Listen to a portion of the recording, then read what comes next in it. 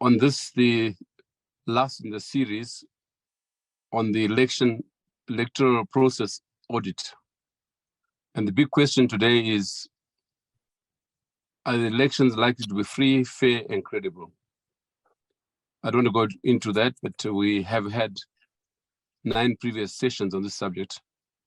We've analyzed and had experts from all over the country and in the region and beyond. And tonight we have the final session in the series. I have pleasure in introducing our moderator, Eric Matinenga, Advocate Eric Matinenga, one of our finest lawyers in Zimbabwe and a former minister in the GNU government, and no doubt a person familiar with both the constitutional and electoral process in Zimbabwe. We couldn't have a better moderator for today. So I hand over to Eric Matinenga to do the rest, introduce his panelists, and take it from there. Thank you.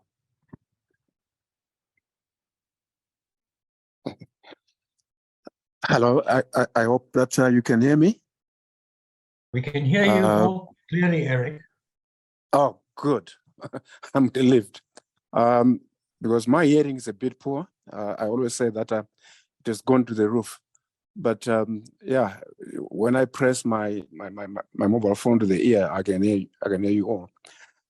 Ibo, thank you very much for introducing today's discussion and for that little bio on me. I think this series is critical, and particularly when you say this is the last in a series. We are just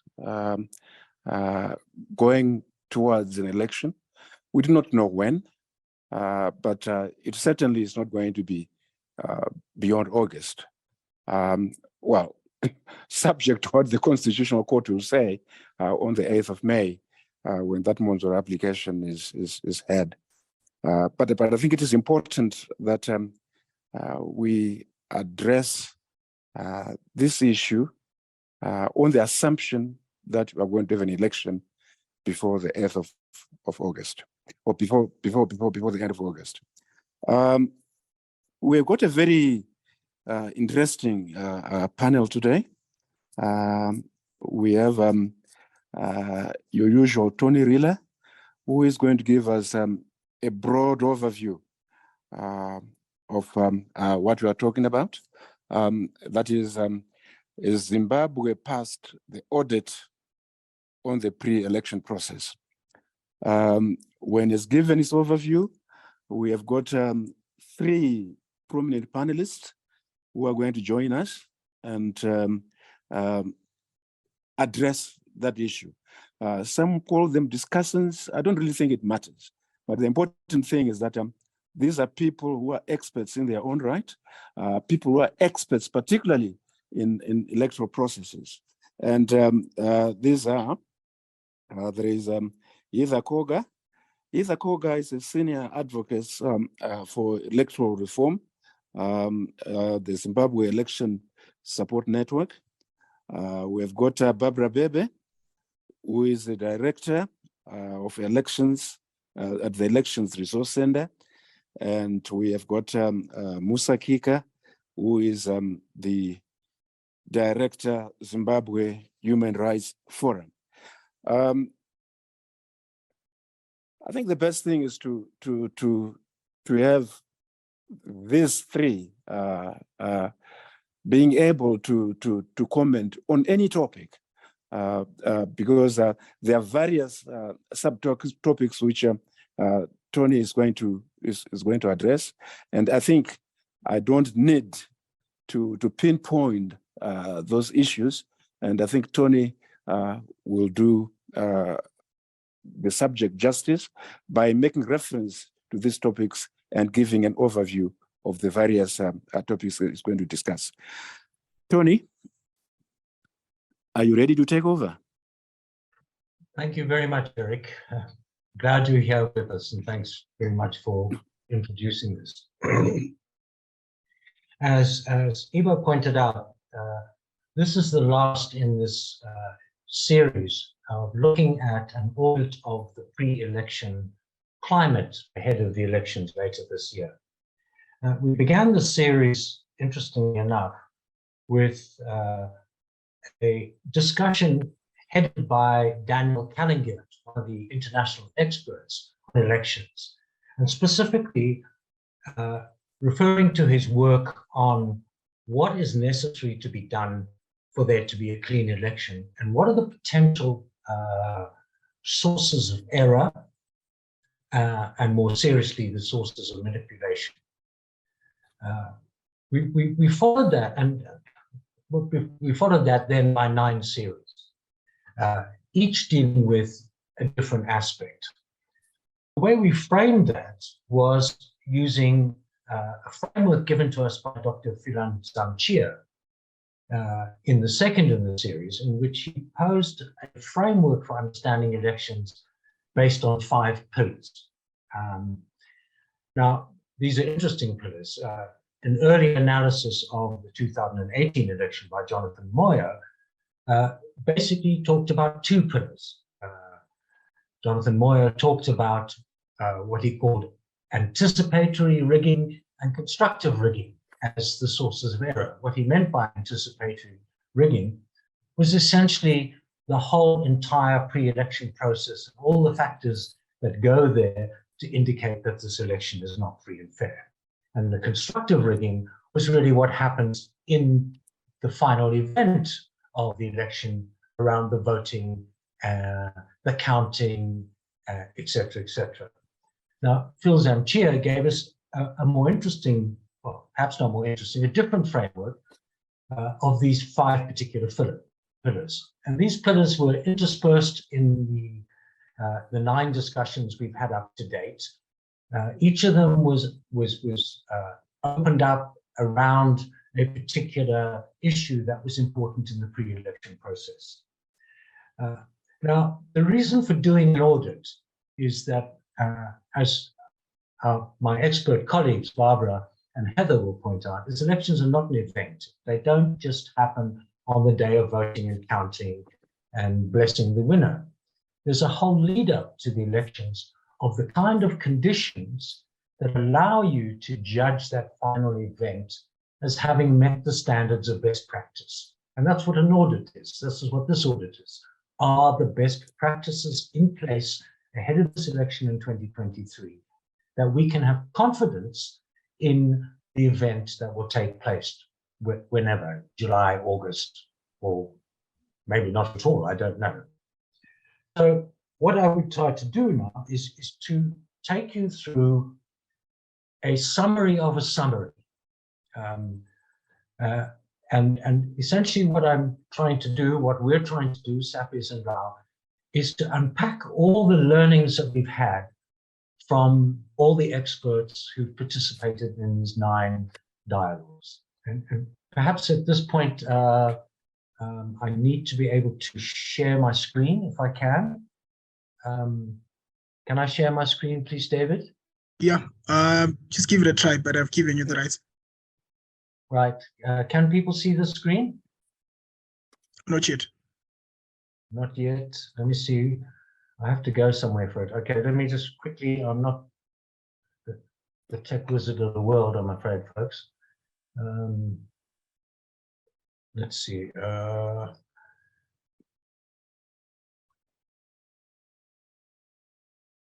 am I? Here we are. Okay, can that be seen? David? No, yes, no, not yet, Tony. Okay, let me go to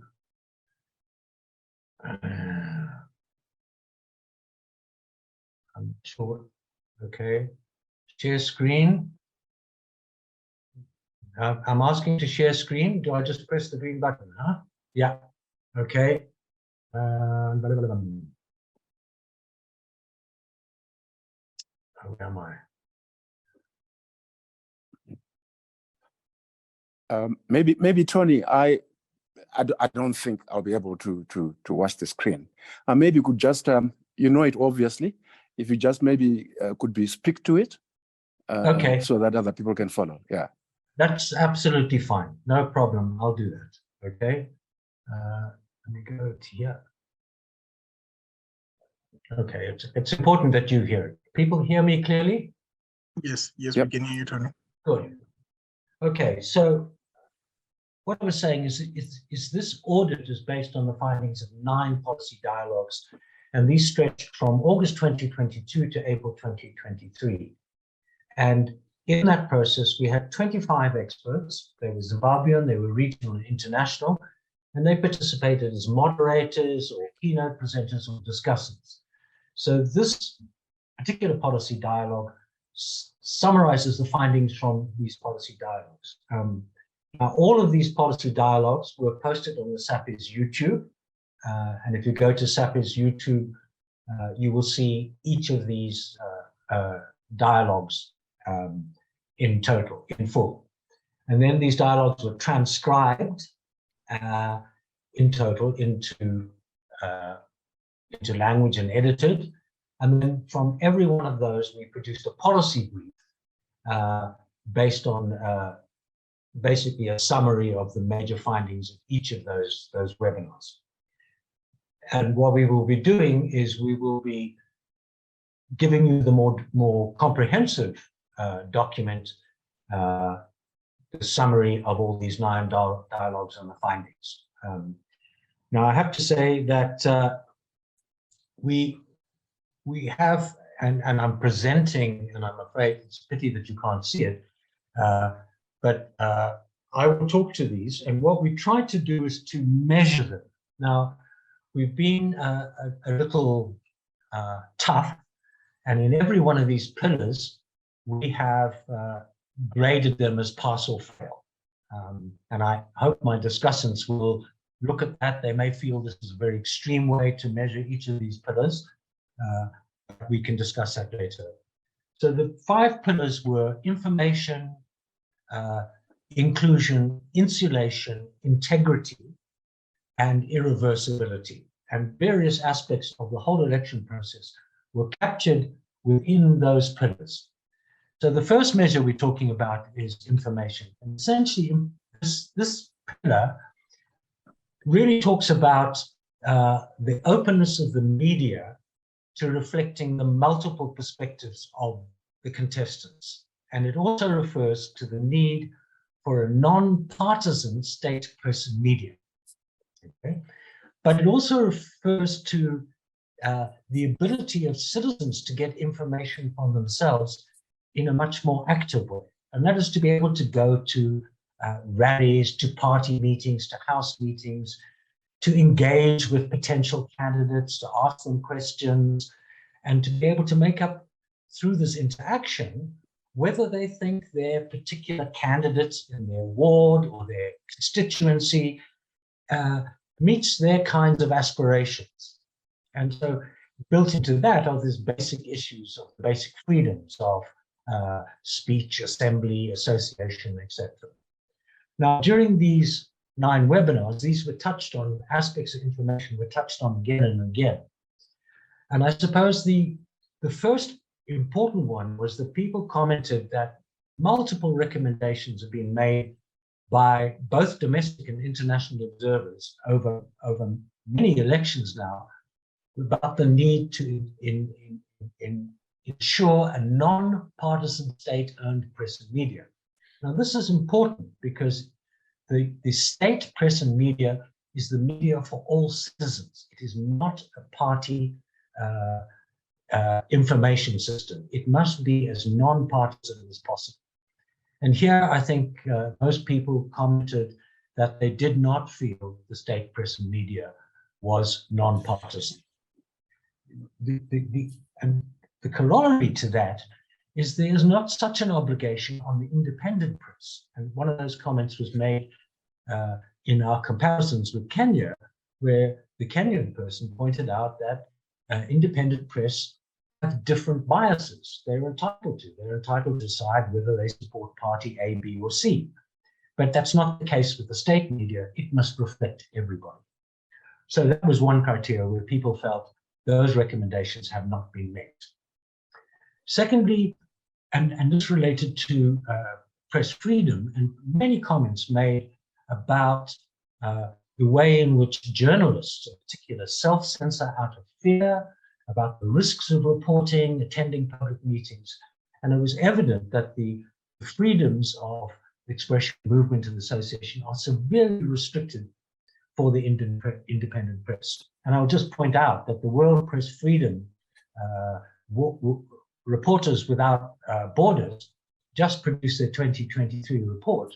And of 16 SADC countries, Zimbabwe is seen as having the least press freedom in the region. What also goes with this, and that's to the second point, is that you see that meetings, and this was commented in meetings by the spokesperson for the MDC, the CCC, pointed out that something like 64 of their meetings have been banned. So there's a restriction on citizens going to meetings to get information and make up their mind whether the CCC candidate is the person they want to support. In addition to that is, and importantly, the levels of hate speech and the casting of opposition political parties as enemies also creates a tension around information of a very partisan, polarized environment. Iba Mandaza kept making the point, Zimbabwe is one of the few countries in the region in which opposition political parties are described as enemies rather than opponents. So the consequence of that is that citizens fear elections and elect to participate other than voting. And it was also pointed out in respect of information that one of the things that will have a bearing on freedoms and the operation of civil society is the potential implications of the PDO bill. So in our terms, when we said, how is the pillar of information doing? We would say that this information, this pillar, there was a failing grade. The pillar on inclusion is slightly different, but of course there are overlaps between the pillars. Inclusion refers to the notion that elections are about free and equal participation in the electoral process. It refers to the ability of citizens to register voters, to obtain information, to be free from intimidation and violence, and any form of treating. By treating, we mean clientelism, patronage, partisan use of resources. The major issue here that was being addressed is really what was at the heart of previous elections and the extent to which political violence, intimidation, hate speech are present in this current election period. What the participants said throughout, and they raised a series of issues that they felt were critical. The impunity of state institutions, the partisan behavior of traditional leaders, the partisan nature of institutions, such as the Zimbabwe Republic Police, that should be tasked with ensuring inclusion and insertion. The role of militia, reports about the presence of militia in by-elections and other pre-election processes. The issues around political violence and other methods of inhibiting free participation in elections, intimidation, hate speech, these were all flagged throughout the seminars as getting worse. And then there were, again, this major issue about the concerns about the partisan behavior of traditional leaders. And recently we have seen some very blunt statements by traditional leaders about supporting ZANU-PF, which is in direct violation of the Constitution. So on the issue of inclusion, pass or fail, we decided that this was once again a fail. Now, insulation is very important. This refers both to the ability to freely register and to freely vote. And these have been problems. So freely voting obviously is a problem, and that's where intimidation, violence, the partisan roles, the disregard, these have been matters of continuous concern over the past 23 years. And then, of course, there is the whole problem the technical problem in insulation around delimitation and the process of ensuring that every constituency is balanced so that everybody has an equal chance of voting. Sorry, Tony. I'm following what you say. On this issue on inclusion, and I may derail you a little bit. Did you address fully the issue of conflation of political party institutions and government institutions? Sorry, can you say that again, Eric? I didn't quite catch you. Did you address, or was consideration given to addressing the conflation between political parties and government institutions? I think that as an issue, the notion of the conflation between party and state was raised continuously. Yeah, that was raised continuously by people as an issue of concern. Right. Remember, I'm trying to summarize. But yes, that was raised. Of course, yeah. Right.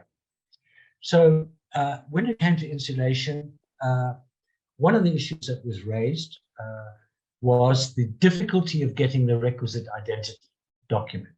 Now, since 2013, registration as a voter has been considerably easier, but registration to get the necessary documents, that was noticed as a big problem. And it was picked up that 1 in 4 of the youth under 35 does not have a necessary ID. Now, of course, that's not within ZEC's control, but the fact is that if you really are going to think about insulating the citizens and getting inclusion of everybody, then registration and getting the necessary ID documents should be as simple as possible. There should be no impediments there. And it was clear there is an impediment. They raised the issue of discrimination in registration of voters in favor of rural residents. There were complaints about the allocation of polling stations. Serious problems were raised about delimitation, and in particular, the way in which ZEC had misconstrued, as they pointed out, the 20% rule, 20%, which means 10% above and 10% below, as the latitude in favor of 20% above and 20% below. And we hope that some of that might come up in one of the court cases there, but certainly that meant that delimitation could be considerably skewed. They also pointed out to the need to improve the transparency of the counting process. And one of the issues raised was the notion that when the count has taken place and the registrar and the polling station and candidates or the candidates' agents have agreed on the results, the particular form at the polling station, the V11, is posted and made public outside. I think there were several comments about why are those results not public? Why can't ordinary citizens collect those and collate them, or civil societies collate them? And why is it that the count has to remain under relative secrecy until ZEC comments on the final vote? If the form is public, the form is public. There should be no reason why people cannot collect those and relate those. Related to this, again, one of the things that was raised in terms of insulation and related to all of these processes, and this was one of the final webinars, was the critical role of observation, both domestic and regional and international, and in particular the importance of domestic observers who are able to observe this whole pre-election process with a much more nuanced view. And related to that was the concern that the Private Voluntary Organizations Act, if implemented and implemented in the form in which many people are seeing, that would impose absolutely impossible conditions on non-governmental organizations wishing to observe the elections, because they would actually find it almost impossible to provide the coverage, particularly around the counting process with 210 constituencies and 55, I forget, 55 districts and probably 1,400 wards to get permission from any of those bodies in time before the election was impossible. So once again, we looked at the pass and fail, and we said this was a fail. Integrity, and I'll go through this quickly. This talks about the impartiality and accountability of the election management body, the Zimbabwe Electoral Commission. And I think throughout that, people raised a series of concerns. The lack of independence in ZEC, the problem about voter registration that I mentioned before, the non-availability of the voters roll, the inability of independent bodies to be able to do an audit of the voters roll. And here we'll know that Aaron Markham has in fact gone to the Supreme Court to challenge the lack of access of the voters roll. And these audits are critical because audits in the past have shown enormous numbers of dead voters. In 2013, an audit done by RAU found something like 100,000 people on the voters roll who had duplicate IDs, with the implication that those people might be able to vote twice. So the audit is one of these key things that needs to be, the audit of the voters roll needs to be critically done in order to create confidence that the voters roll is a legitimate reflection of the citizens who registered to vote. So ZEC, in a sense, withholding this creates no confidence. There are always problems about voters' education, and people made comments about how it's constrained and unduly controlled. And then I think we had 2 webinars on delimitation. One was a comparison between Kenya and Zimbabwe, and that clearly showed huge differences between how Kenya is approaching delimitation and how Zimbabwe is. And about 5 months later, when we actually had the delimitation report, major problems were identified in delimitation. We had commissioners refusing to sign the delimitation report. Quick audits of it showed major problems. I already referred to the 20% rule being construed as a 40% rule. And in a sense, what was seen was that the kinds of conditions seen in Kenya, the best practice on delimitation, and remember that delimitation is critical to be able to ensure that every voter has an equal chance at voting, and it's the place where serious gerrymandering can take place. And I think nobody in the delimitation policy dialogues had any confidence that delimitation had met the best practices.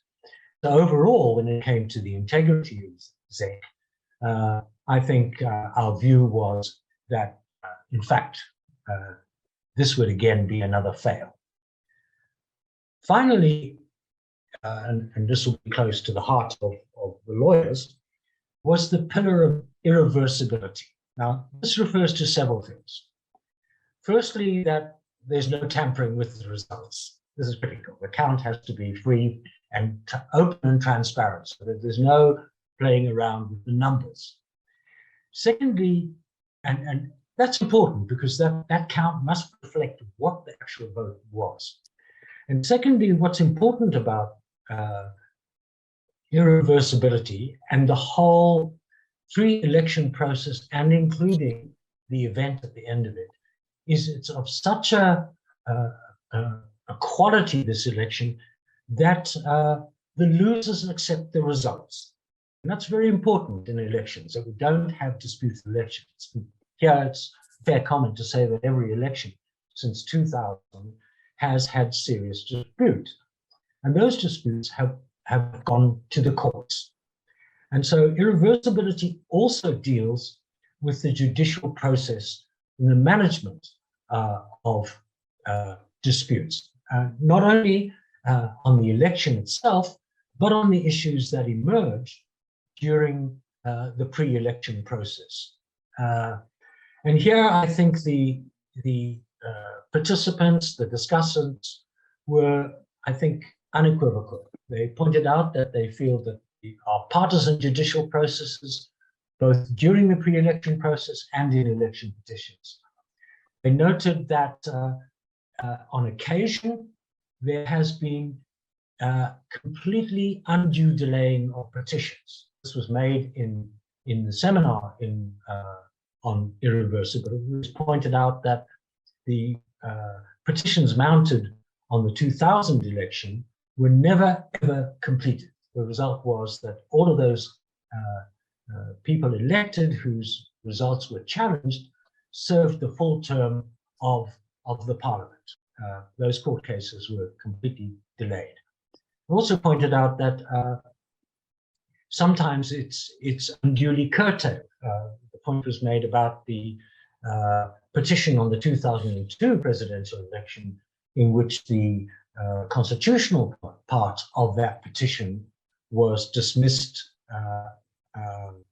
without judgment and no judgment ever being seen.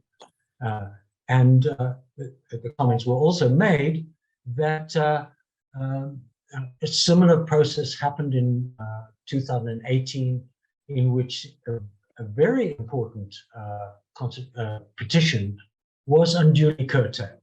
That essentially the 20-minute rule was brought in, and very, very, very complex pleadings that needed to be unpacked and discussed were comments throughout about the weaponizing of the judicial system, either through spurious prosecutions or denial of bail. And they pointed out the failure to follow through on judgments. For example, comments were made about Chief Charambira and his contempt of a court judgment, which contempt has never been challenged. So that was the general summary. It's very brief, and there will be much more detail in the document that will be available.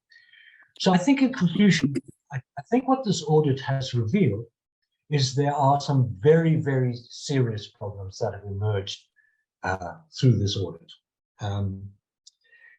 I think the observations that were made about the needed improvements and reforms, I think the comments were there that there have been reforms, but not of the kind and extent that were necessary to meet those recommendations. I think it was pointed out that if you combine the recommendations made by domestic, regional, and international observers into a common framework, 114 recommendations were made, and there's little evidence that 114 recommendations have been taken on board. So the question I suppose is asking is have things improved or have they got worse? And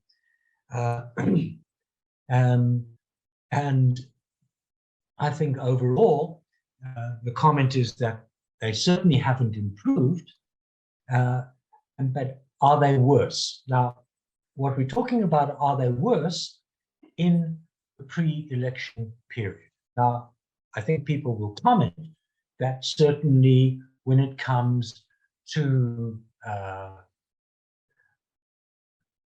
inclusion, the political violence certainly does not meet that what was seen in 2000 or 2002 or 2008. But nonetheless, comments were made that there nonetheless is political violence, and it's certainly no better.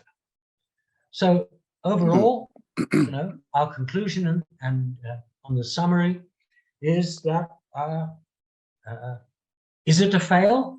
And hopefully we've said it's a fail. Is it a fail? We throw this open to the discussants. Thank you very much, Eric. Okay. No, thank you, Tony. Thank you very, very much. This is obviously a very involved topic, and one cannot do justice to it in the limited time available. But thank you very much. Just before I open this to the discussions or contributors, let me just recap what Tony has made reference to in respect of these pillars. There is number one, the pillar of information. Number two, the pillar of inclusion. Number three, the pillar of insulation. Number four, the pillar of integrity. And number five, the pillar of irreversibility. When you look at these pillars or at all these topics, I think they are all leading to one thing. And that is something which has already been alluded to by Tony in his opening remarks, that when we are talking about an election, we are not talking about an event.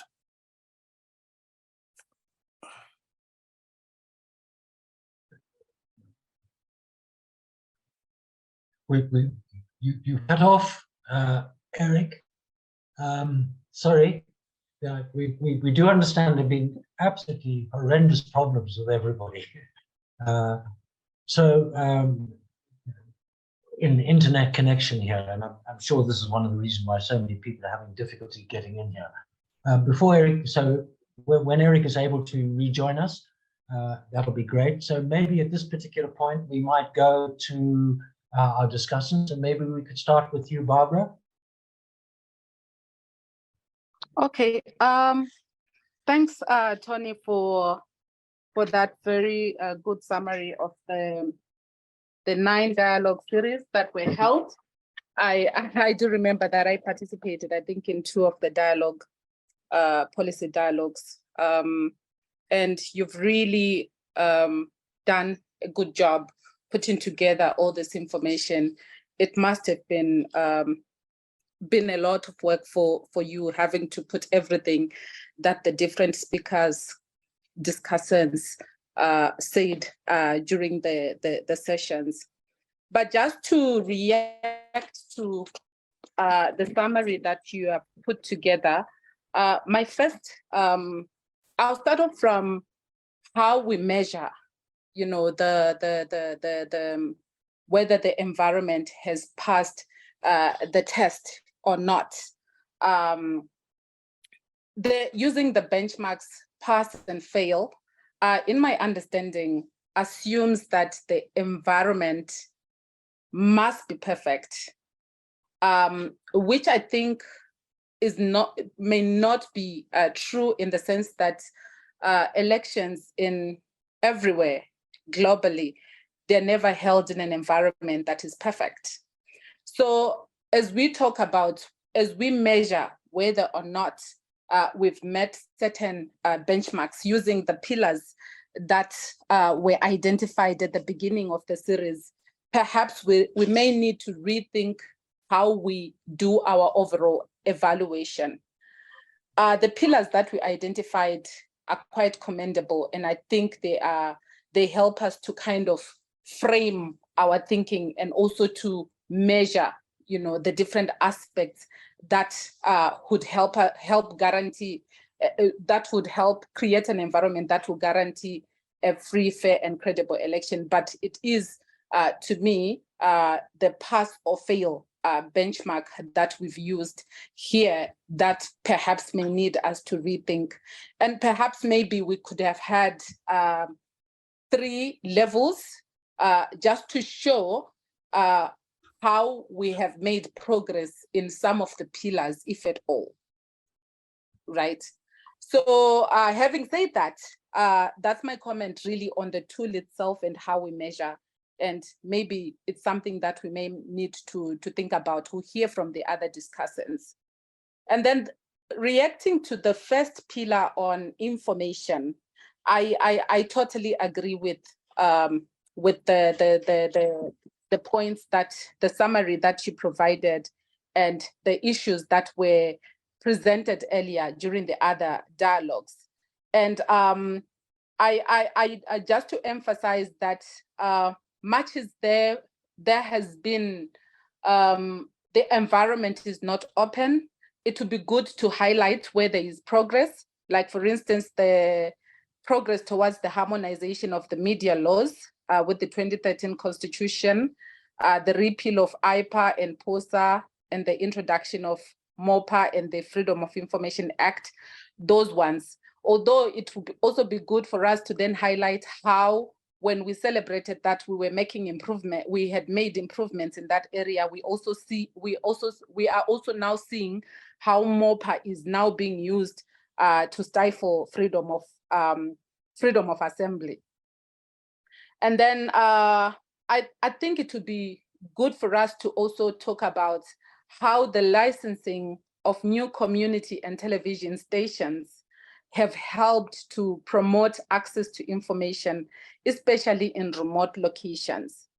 And I think this is something that that is good to note, because you'd find that in terms of restrictions in the use of the media, or in terms of having civil society in particular, having the information being censored, it is being censored mostly by these prominent, radio stations. But if you go to the community level, you find that a lot of civil society organizations that are utilizing those platforms are making headway. And then we also have the issue of the media having, the media was recently granted access to observe the voter registration process in the recently ended voter registration blitz.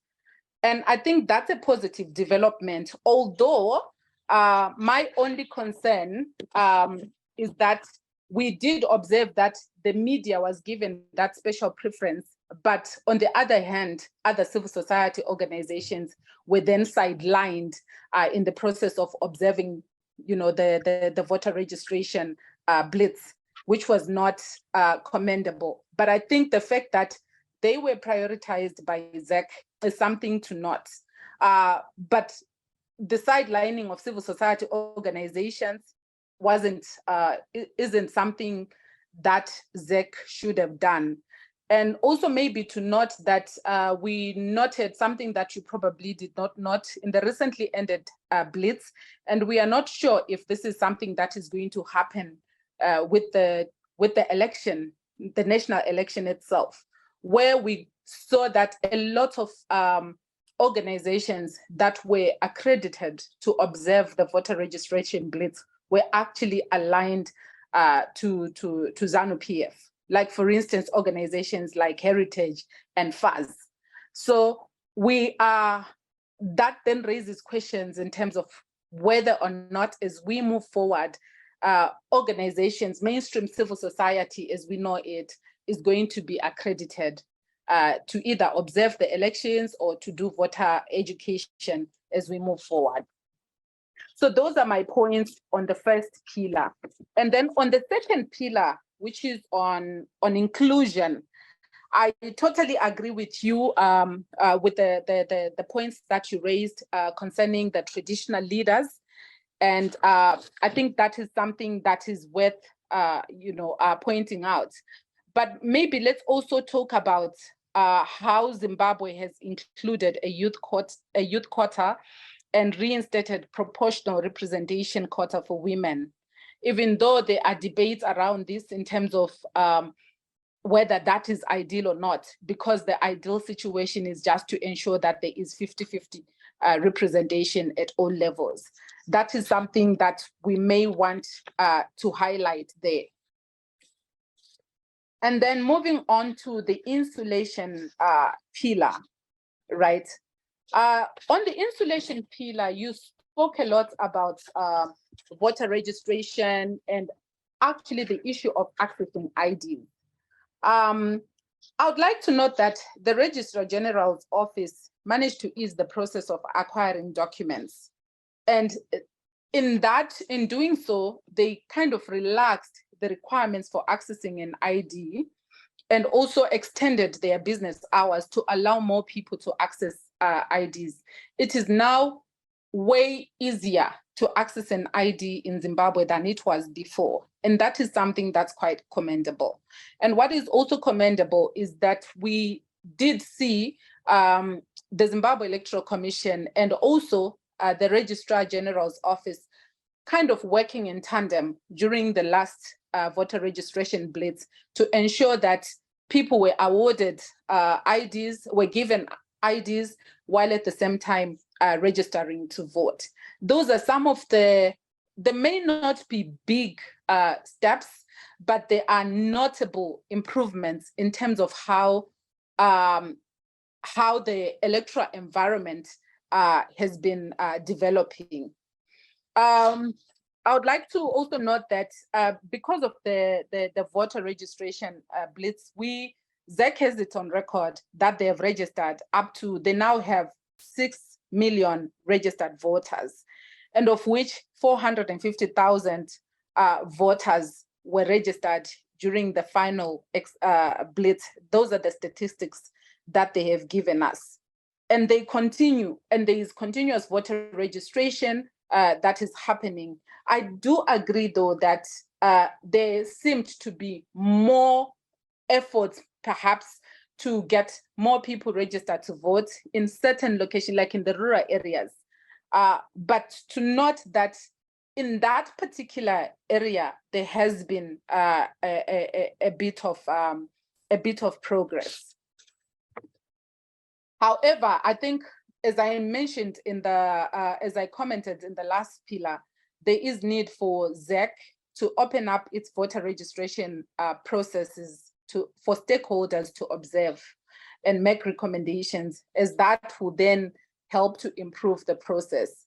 Because kind of denying stakeholders the opportunity to observe the process means that we will not be able to pass recommendations. And also it means that the process itself kind of lacks transparency. One other issue that I think is worth noting is the issue of assisted voters. I think this is a big issue in that during the by-elections, we noted that there were high numbers of assisted voters in different areas, right? Unlike in previous elections, we are seeing that the numbers of people that are being assisted to vote, particularly in the rural areas, is increasing. And I think that's an issue of concern that is worth us noting in terms of commenting on this particular pillar. And then lastly, concerning this particular pillar, I think there is need to talk about how the Zimbabwe Electoral Commission is actually communicating with its stakeholders. The need for the Commission to actually make concerted efforts to improve its public rating. Because if the Commission is to preside over the coming election in its current state in terms of how it is viewed by the public, there is likely going to be disputes around the elections or around the results. So perhaps the Commission needs to work on its public image to improve on its independence, to improve on how people view the Commission. And then commenting on the third pillar, which is on integrity. I agree with the notes that you shared with us concerning access to the voters' roll. And I think that remains an issue. And I think maybe it will be worthwhile to just point to the recent High Court judgment on the Alan Markham and Arno case versus the Zimbabwe Electoral Commission, where the application was dismissed on the grounds that an electronic copy of the voters' roll was a national security document, and that in the age of social media, allowing the public to access the electronic voters' roll would jeopardize its safety. I think this case actually tells us somehow whether or not, if we are to engage in litigation as civil society, we are going to access the voters' roll before the elections. And I think that's a concern, because this case actually throws litigation efforts that we could do as civil society to access the voters' roll, like we did in 2018. We we resorted to litigation and we were able to access the voters' roll. We do not know if litigation after this case is going to work. So the voters' roll must be availed to all stakeholders to ensure transparency. And then the last one, my comments on the last pillar, which is on irreversibility. Maybe for this one, Tony, it may be worthwhile, just in addition to the Chief Charumbira case, it may be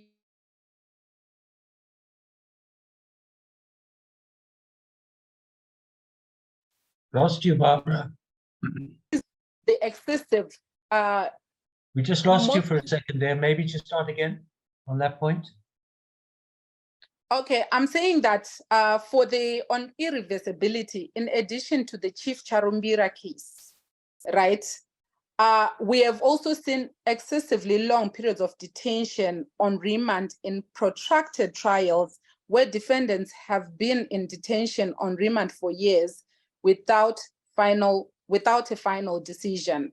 And it would be good to highlight some of the cases, like the most notable case being the Mutare Meya case, the Simon Chabuka case, and also Godwin Futole and Walter Mtwao case, who had been placed on remand since July 2018.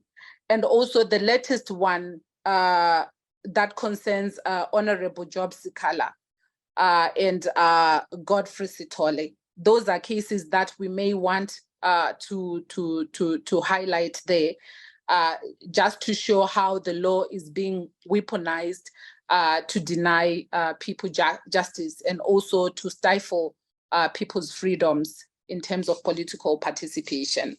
So these are my comments really on all of the pillars. And just to say that, just to emphasize the point that we may need to rethink whether, measuring as pass or fail is the best way to measure. Thank you. Eric, are you there? Eric, you need to unmute. I can see you in the room. You seem to have disappeared for a moment. Can you come in? Hello? Hello? Hi. Sorry. Eric, yeah. Yes, I was interrupted somehow. My apologies for that. I take it that the last discussant was Barbara. Hello? Yes, it was Barbara. Yeah, Barbara was the last speaker. So you now have Heather and Musa.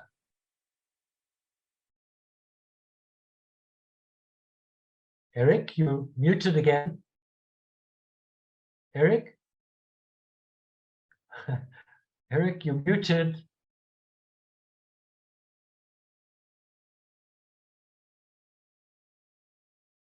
Eric? Okay. Don't seem to get Eric in the interest of time. Maybe I can hand over to Heather. Heather, could you come in, please? In whatever way you wish. Yeah. Thank you. Thank you, Tony. Okay. I do not know who is muting me, but I've unmuted. Can everybody hear me now? No, we can hear Hello? you now, Eric. I don't know what's going on. I sometimes I think there may be a little conspiracy not to hear me, but anyway, let's soldier on. I wanted to ask Heather, I'm sorry, Barbara, you made reference to court action in 2018, where you eventually got the voters' roll. Was this an electronic roll, or was this or otherwise? It was an electronic voters' roll. Look, I make that question, or I put that question because if there was no security risk in 2018, why then do we have a security risk in 2023? To me, it doesn't make sense. Yeah, I agree with you. My suspicion is that the January 31 voters' roll that really caused a stir, right? With a lot of issues being highlighted by stakeholders on that, concerning that voters' roll. I think after that voters' roll, we then saw kind of a shift in the way, ZEC was receiving requests for the roll. Now, after that, the January voters' roll, ZEC kind of closed doors for anyone to access the voters' roll. Okay. Well, hopefully the Supreme Court will agree with the 2018 position. Now, can we have Heather, if you want to make any comments on those pillars? Heather Koga. Hello? Thank you. Thank you, Eric. Okay, my first comment would be on the method itself that was used. I do agree that I think that the pass-fail indicator, I think it's rather on the extreme side. I'm saying this because we do have some notable achievements or progress that we have noted on a number of those pillars. And I think it would have been it would have been fairer if we had indicated some of those issues just to balance it out. So I think there should have been something in between pass and fail. Okay, that is exactly why we have you here with a different viewpoint. Okay. Yeah, make your observations known so that going forward, there are always two sides to a story. So thank you very much. Carry on. Thank you. I would like to comment first on the issue of inclusion, which you have noted that it refers to the free and equal participation in the electoral process.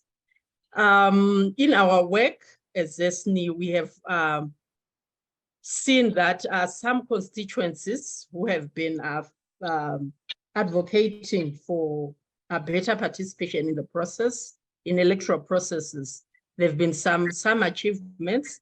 They may appear to be baby steps, but we are noting them as steps towards something, and we are hoping that there will be a continuous improvement, which will lead to better participation and a better state.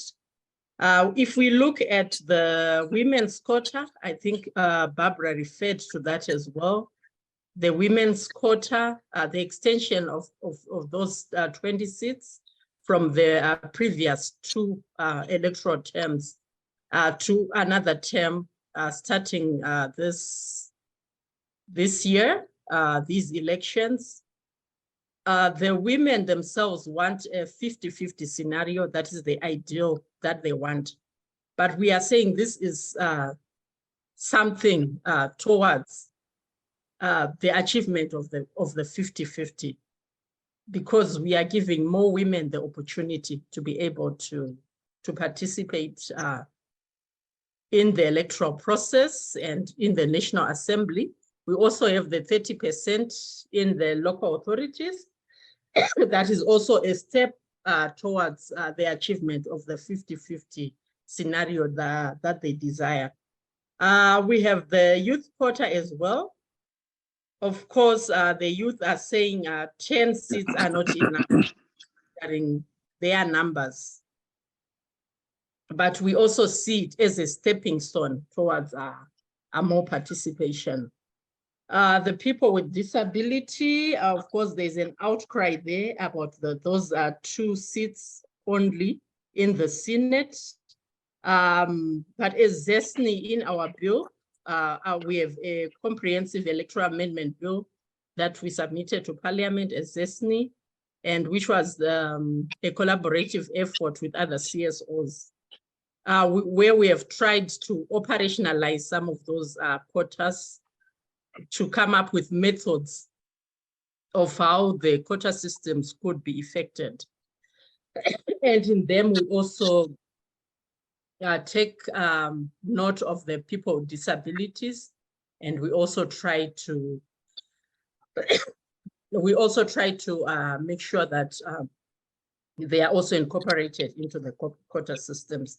So we are saying all those efforts, I think it's something that we can look at with hope that there'll be something coming up. We know in Zimbabwe, sometimes things happen at the last minute, at the 11th hour. So we still have that hope that some of the provisions and recommendations will be effected. And we don't want to entertain that dismal picture of saying that it's a total fail at the moment. And then we also spoke about technical issues around delimitation. And yes, I do agree that from the delimitation report, we analyzed it and we noted several issues, among them the issue of the formula, the 20% plus or minus, where we are saying in some instances, it led to some constituencies having plus 20% and then others having minus 20% of the average number, which led to a 40% difference between such constituencies. And we do note that that was something that was quite extreme. And for delimitation, we also recommended the consultation. We noted that there was not enough consultation of stakeholders, and there should have been more consultation of stakeholders. And then I also agree with concerns about the partisan behavior of traditional leaders, where some have actually been quoted as openly supporting the ruling party or other parties. And for that, we recommend committing to a peace pledge as we go towards elections, and enforcement of the code of conduct for stakeholders. And also we note in our bill as ZESNI that the Constitution talks about a committee for traditional leaders, the Ethics and Integrity Committee, that is supposed to deal with the misdemeanors of chiefs and other traditional leaders, which has not been effected or implemented on the ground. So that one is also one of our recommendations to deal with that, with the concerns about partisan behavior of traditional leaders. And then we have the pillar of insulation. I would like to comment particularly on the issue of difficulty in getting identity documents. Yes, we have noted that many people have difficulty accessing identity documents. It could be maybe to do with the requirements that are needed. It could be about distance. It could be about cost as well. And this has an effect on them, on their ability to register as a voter. But we would like to note that recently there have been several civil registry blitz that have taken place, and would like to believe that these have gone some way in alleviating this problem, or at least in increasing the numbers of people who have had access to these documents. Last year, in 2022, I think there was a prolonged ID blitz that took place between April and September. And this was a nationwide blitz. We could argue about how effective it was, but at least to some extent, it also contributed to kind of solving this problem, at least in the areas where it was taking place. We have observed that there are long queues in urban areas when it comes to voter registration. And we agree that with your notion that there's continuous complaints about the allocation of polling stations in urban areas. And we recommend that ZEC should dispatch more kits where there are more people, and also maybe avail more voter registration centers in places where there are more people. And then there was also a concern about the need to remove the insistence that only ZEC is entitled to publish results.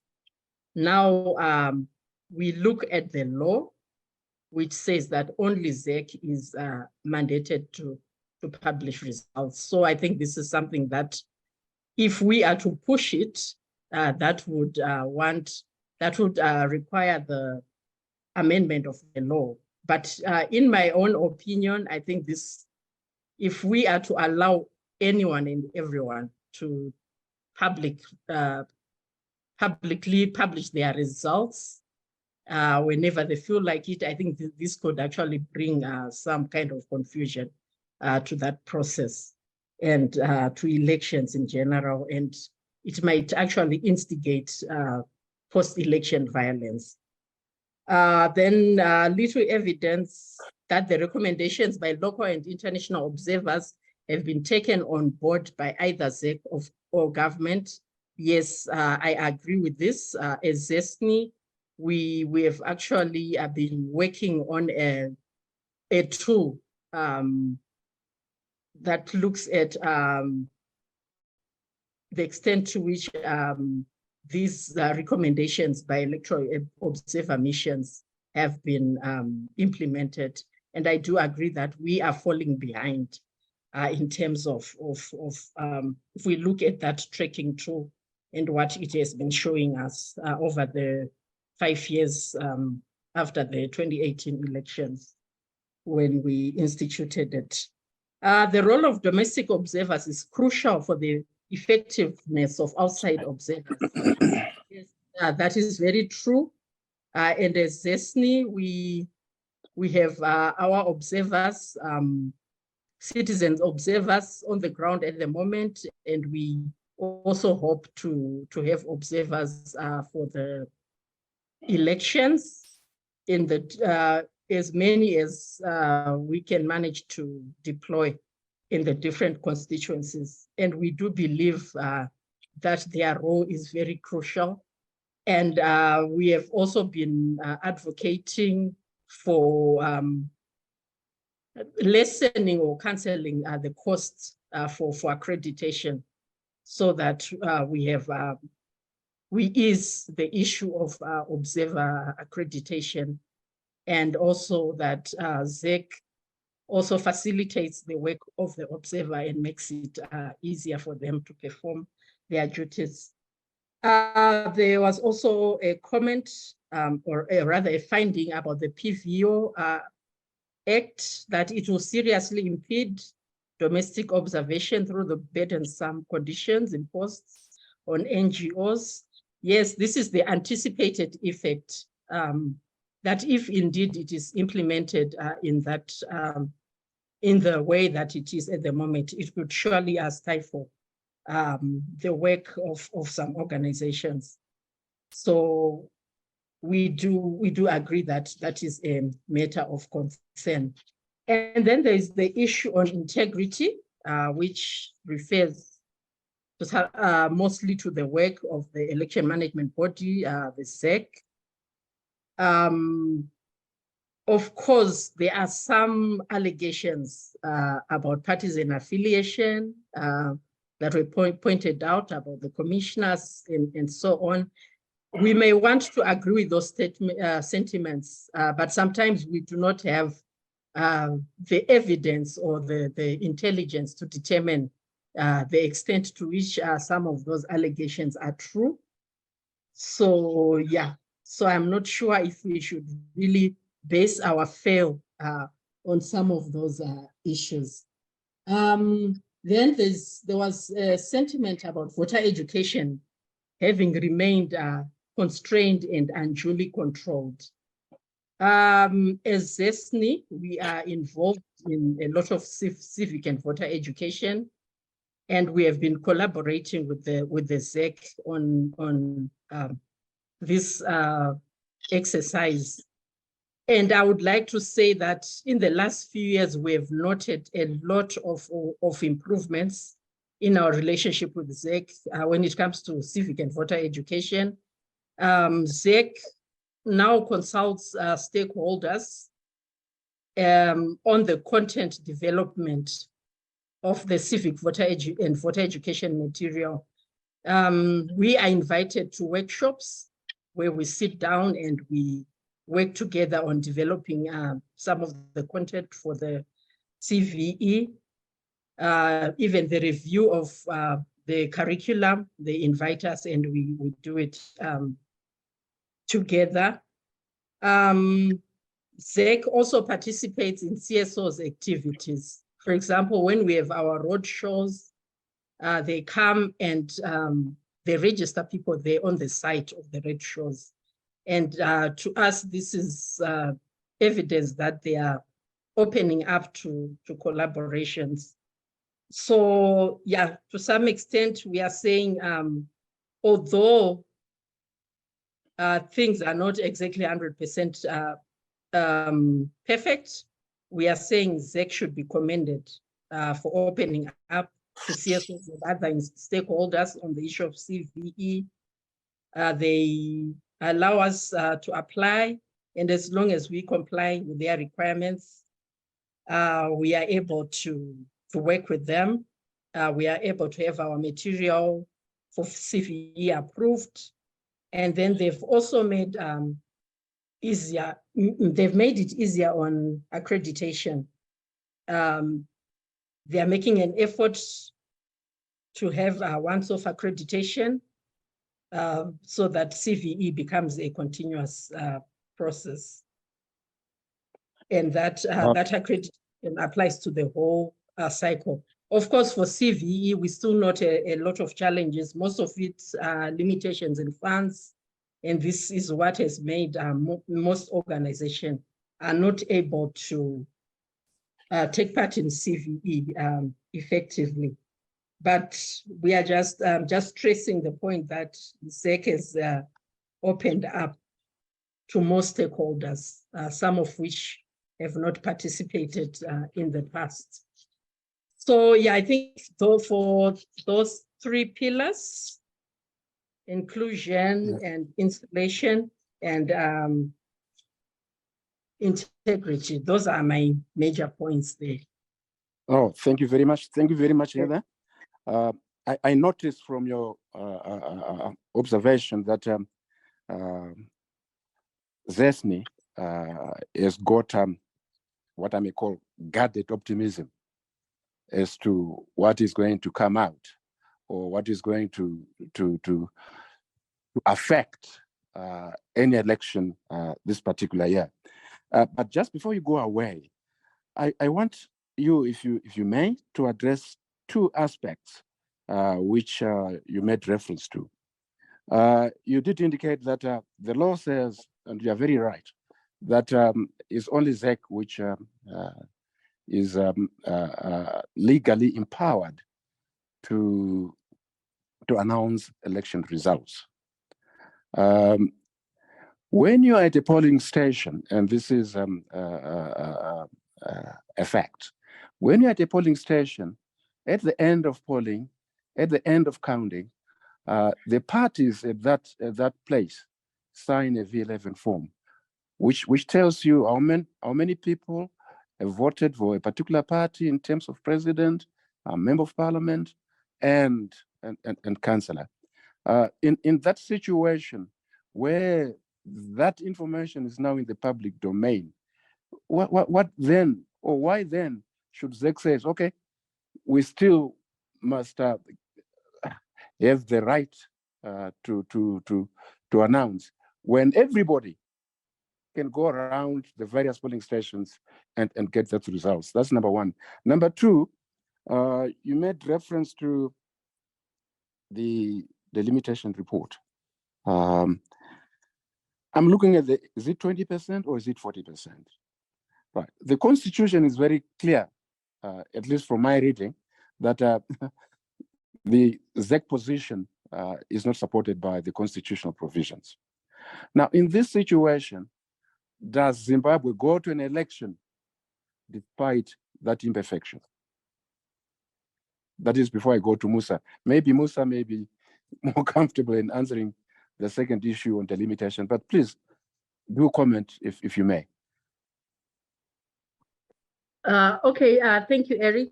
On the first question, ZEC, as you rightly pointed out, ZEC is legally empowered to announce the results. This is the law. This is what is contained in the law.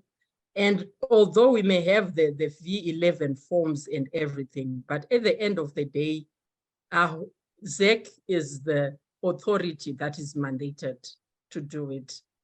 And as I pointed out, if we are to allow anyone and everyone to be announcing the results, then this becomes unlawful.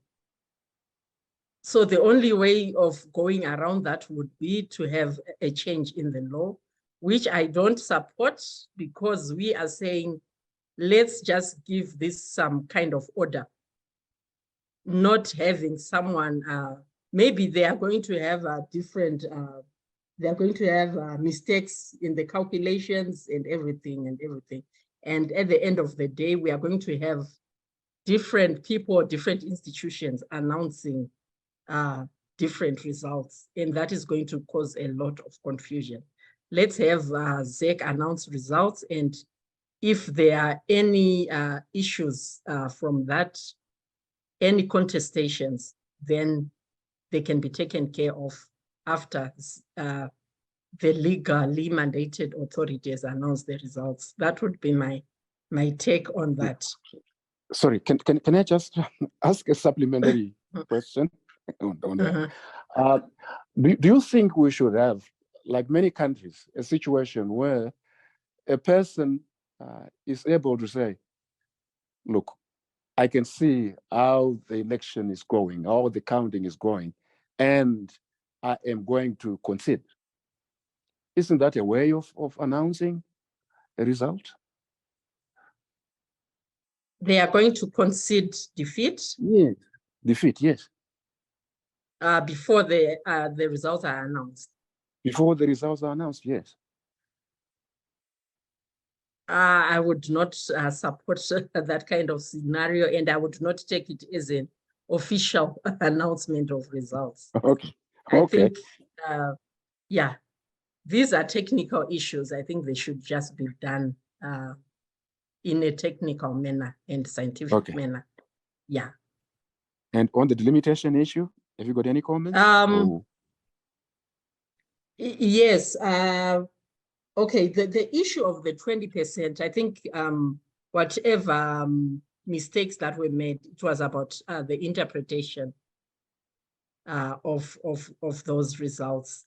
And at the moment, I think as we await the court ruling, the matter is before the court, I think there are several scenarios that are there that could come out from the court ruling.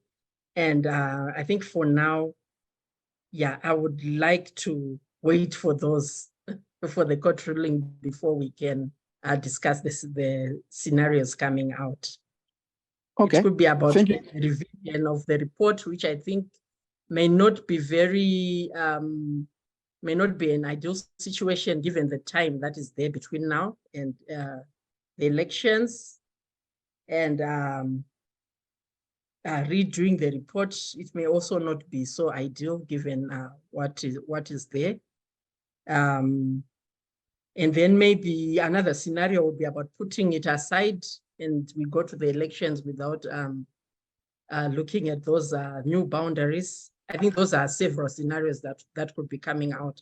But for now, I think we await the court decision on that. Sure. Okay. Thank you, Heather. Thank you. Let's go to Musa. Musa. Thank you. Your views. Yeah, absolutely. Thank you so much. And thanks to Tony and colleagues before me. I would speak on irreversibility, and I decide not to comment on the others, but perhaps to one of them in passing. But I will preface my remarks to say I very much like the 5 pillars.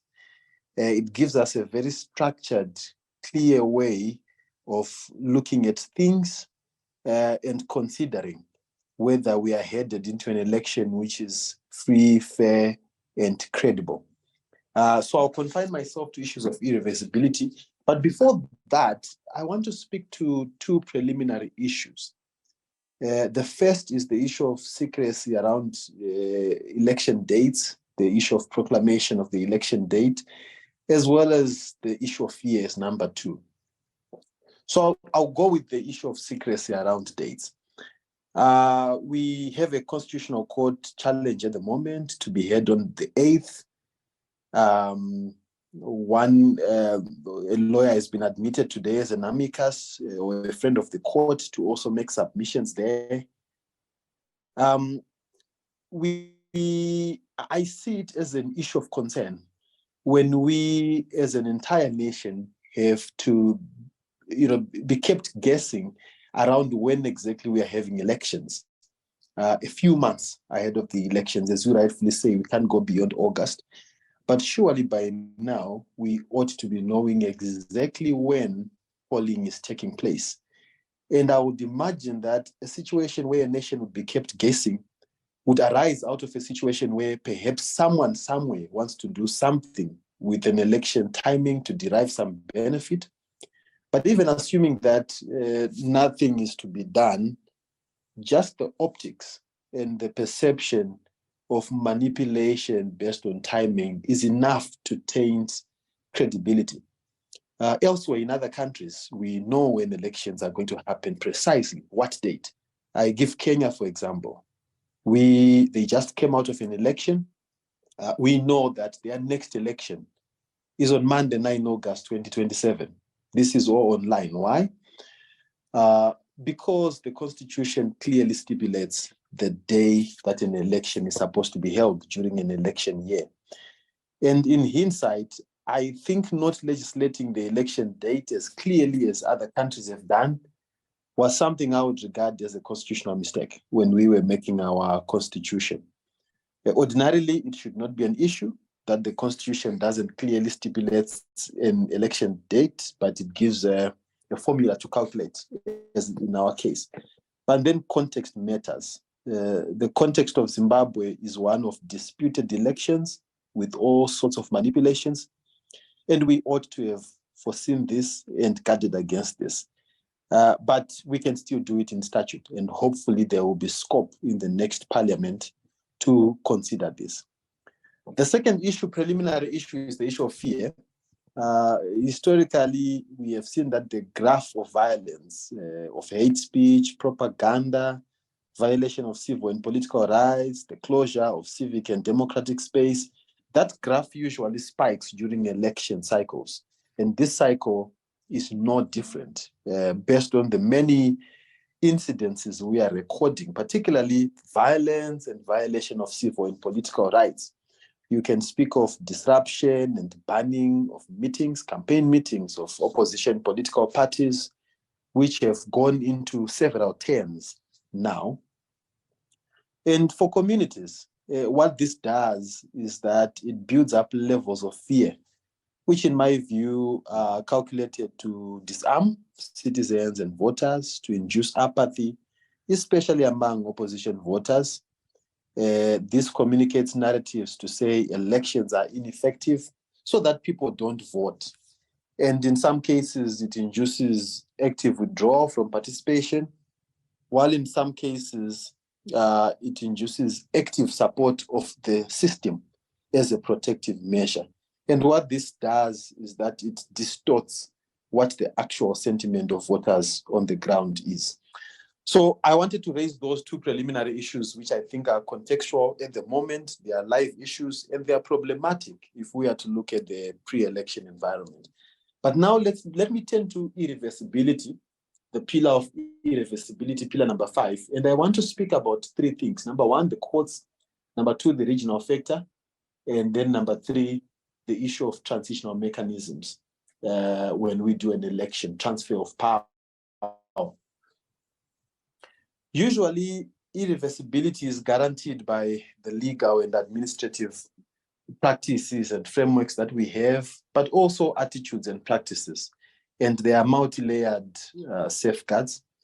The final line of safeguard or defense being the courts of law at the domestic level, because these are the ultimate legal dispute resolution mechanisms. And in the case of Zimbabwe, the hierarchy is such that we have the Constitutional Court at the apex, headed by the Chief Justice. Now the problems start. Amendment number 1 to the Constitution 2017, Amendment number 2 to the Constitution May 2021. Both amendments including provisions to do with the appointment of judicial leaders. In the case of Amendment number 1, appointment of the leaders of courts, Chief Justice, Deputy Chief Justice, Judge President of the High Court. Amendment number 2 being to do with the elevation of judges to superior courts and the extension of tenure of the Chief Justice and other superior court judges. In both amendments, in both cases, removing public participation, removing public interviews, and putting power in the hands of the president to appoint, to elevate to superior courts, and also to extend tenure, is what happened with the Chief Justice and other justices of the Constitutional Court.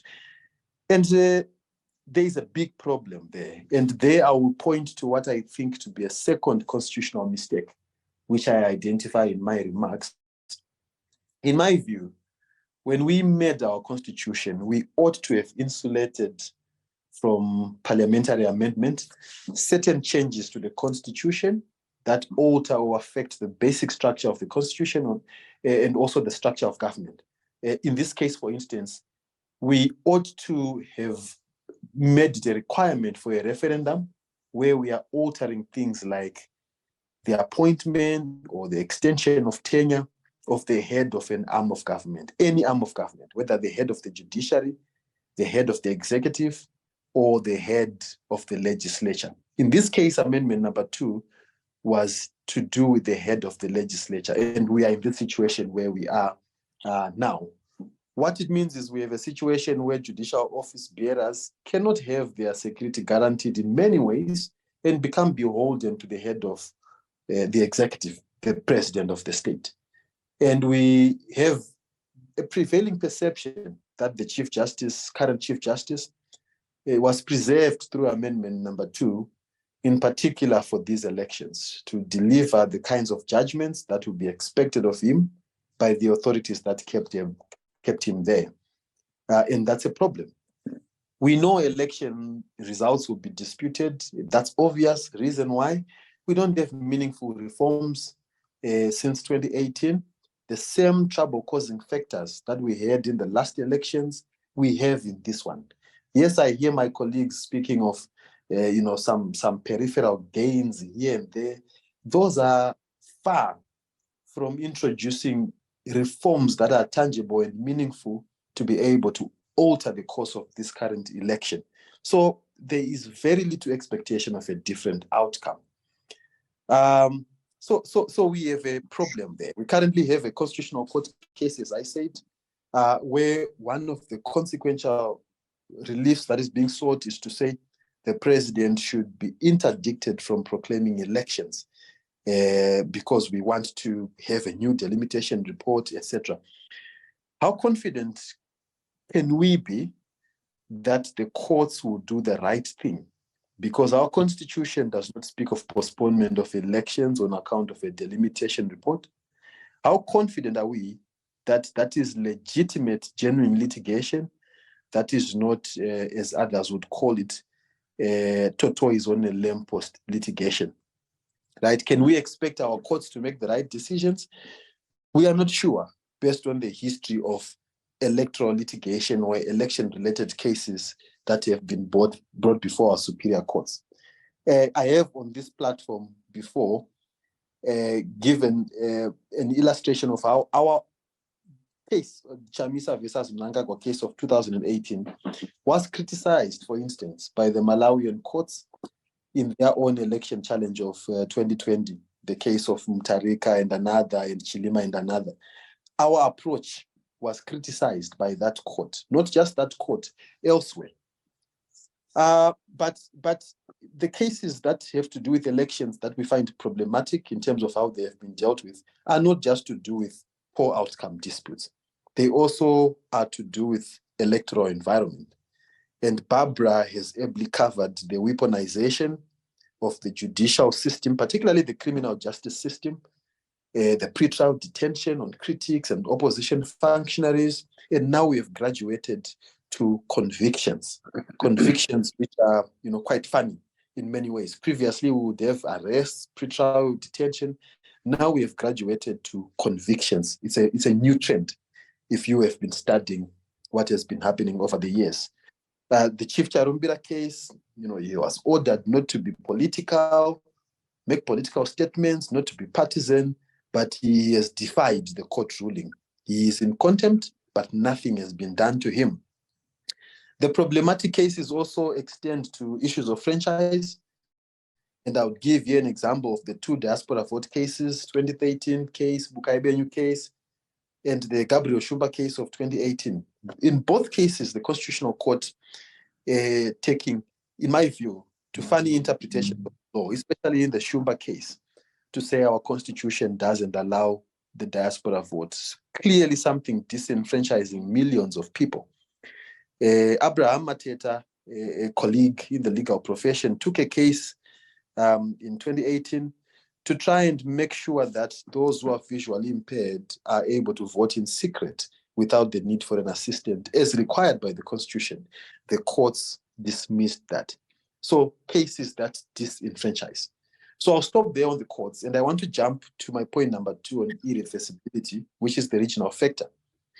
What I consider to be external guarantors of irreversibility.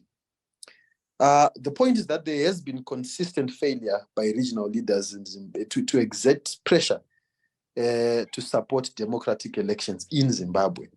And to this point, we have no regional election observation mission that has outrightly declared Zimbabwean elections to not be free, fair, and credible. And this is in spite of the numerous scandals and challenges that we have had.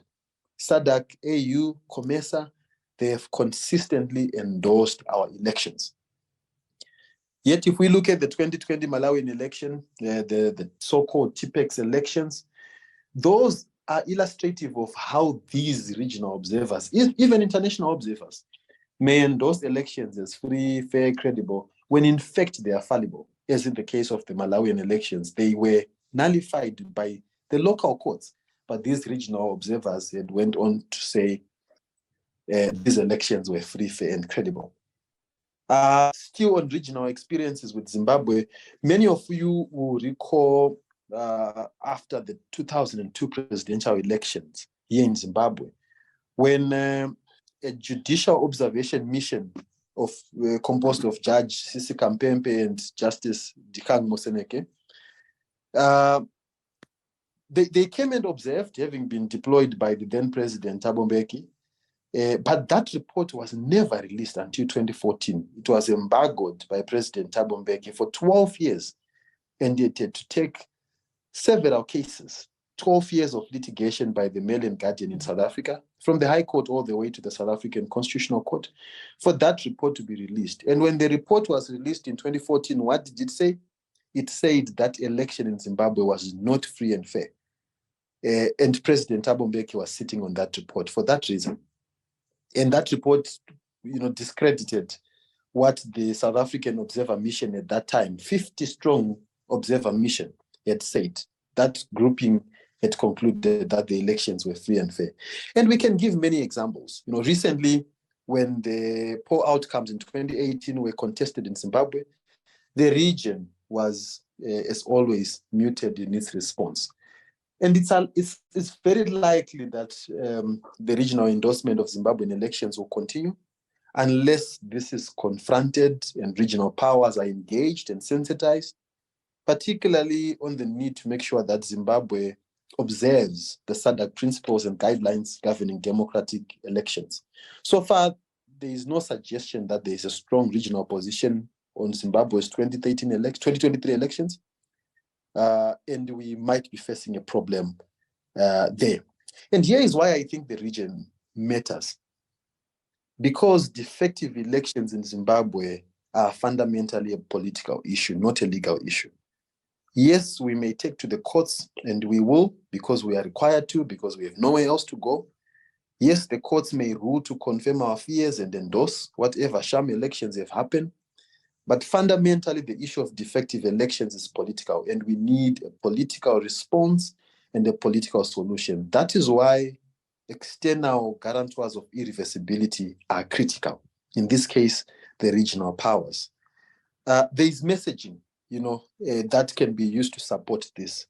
And I give two examples, right? If you continuously have defective elections, we're going to have a cycle of coups and violence and possible revolution, and we don't want that. Number two, we become a danger unto ourselves, but not just that, a danger to the region. So we want to avoid destabilizing the SADC region. Those are strong points that should mobilize regional powers to intervene and stop what's happening in Zimbabwe. You look at the African Union. African Union these days is having conversations around what they are calling unconstitutional changes of government. But they have narrowly defined this to refer to military and related violent takeovers. Yet we have other maneuvers like electoral rigging that effectively are unconstitutional change of an elected government. Because when the people elect their government, they have elected it. And if you steal elections, you are unconstitutionally changing an elected government. So that provides a scope to engage the African Union around this topic of unconstitutional change of. And then the third and final thing I want to say around irreversibility, I'm also noting the clock, is the issue of transitional mechanisms. This is constitutional mistake number 3 I'm referring to in my remarks this evening. Our constitution does not have transitional mechanisms for power transfer after an election. Neither do we have a statute in Zimbabwe that deals with power transfer. The only reference you will find in our constitution is somewhere around section 3 on founding values and principles, which speaks of the orderly transfer of power after elections. But nowhere else in the constitution or in our statute books do you see a clearly outlined process, procedure, structure, mechanism, timelines, people involved, etc., around how you transfer power. Many countries in Africa and elsewhere have started putting in place legislation and laws that deal with this subject, because this is a real danger that may lead to an election outcome being reversible. And this is something of a gap in our country at the moment. And I'll end by this. At the end of the day, having said all we have said, having heard what we have heard, having heard Tony's presentation, summary of the many dialogues that have happened, are we able to answer in the affirmative the question of whether we are ready for elections? In my view, we are unable to answer positively these two questions. Number one, have we ensured that elections are insulated from manipulation? I think we haven't ensured so. Number two, if we ensure that election outcomes will reflect the will of the people, I don't think we are confident. Yet people will only participate meaningfully in elections if they believe that change is possible through elections, if they believe that their voice, their vote matters. And we have a long way to go to build belief in the promise of elections in Zimbabwe. Unfortunately, the environment we have at the moment gives us very little confidence, but there are opportunities to reverse some opportunities of which I've already outlined in my presentation. So I'll stop there for now. Thank you so much, Advocate.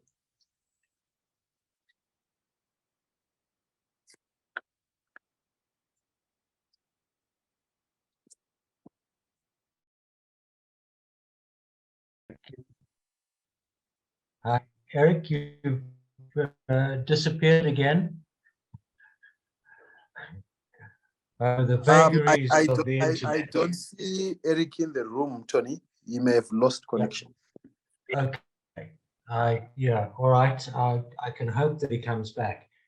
All right, so can we see him? No, all right.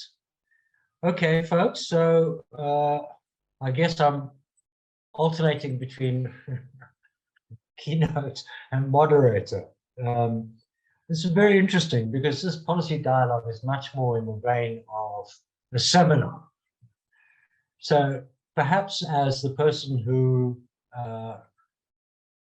put forward the thesis now has to defend his thesis against those who have commentated. Hang on, Eric's about to come in. All right. Eric, all right, he's joining. Hopefully he'll be in a second. I'm kind of flanneling here, like you see newscasters when things go down. You have to tell a story about your dog or something. Anyhow, Eric, let's unmute you. Eric, please unmute.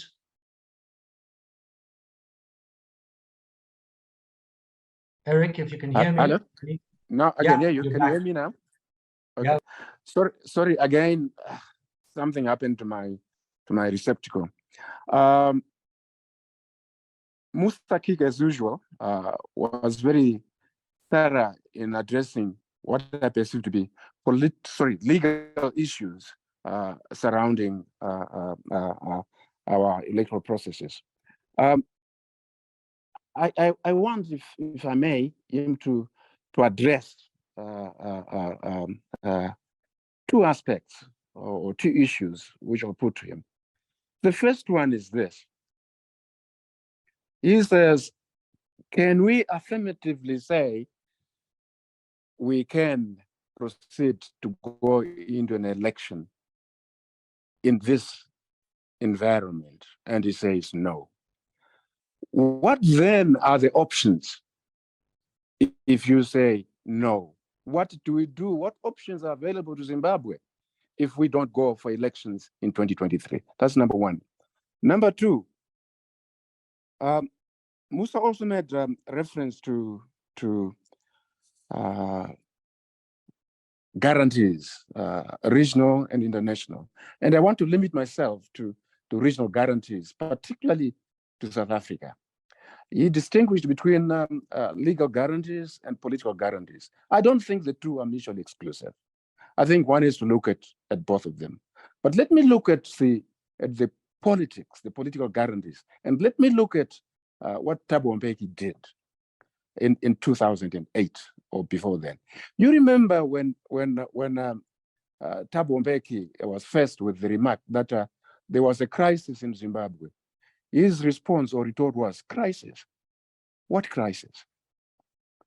But when he then set out to mediate, to be honest, to the former president, Mbeki, I think his mediation was dishonest. Because to my assessment, his mediation was simply to put a fellow revolutionary party back in power. Because if he had been honest, I cannot see how he would have mediated a resolution which, at the end of the day, simply made Mugabe the president and simply made Mugabe the powerful person he was always. Maybe, Misa, you could comment on those aspects, if you may. Absolutely. The second one is political. And I agree with you. I have already made in my remarks a comment about how President Thabo Mbeki hid a report from two judges that he appointed to come to Zimbabwe to observe the 2002 presidential elections. Just because that report said the elections were not free and fair, in contradiction to what the official South African mission had reported. He hid that report. It took 12 years of litigation for that report to come out. He never commented after those 12 years. He never apologized. And I'm one of those, like you, who believes that his mediation was not fully honest. So I agree with that. You also commented around the distinction between legal and political regional guarantors or guarantees. I'm unable to contest that. Perhaps I had not come out clearly, but my remarks were not to distinguish the legal and the political, but to say we need regional guarantors of irreversibility, primarily because disputed elections are a political issue more than they are a legal issue. To the first issue, what are the options? We are not ready for elections. So what are the options? That's the big question. That's the million-dollar question. The starting point where I start from is that we cannot avoid having elections because we are constitutionally required to have elections. We have contracted in that social contract that we must go for polls every 5 years.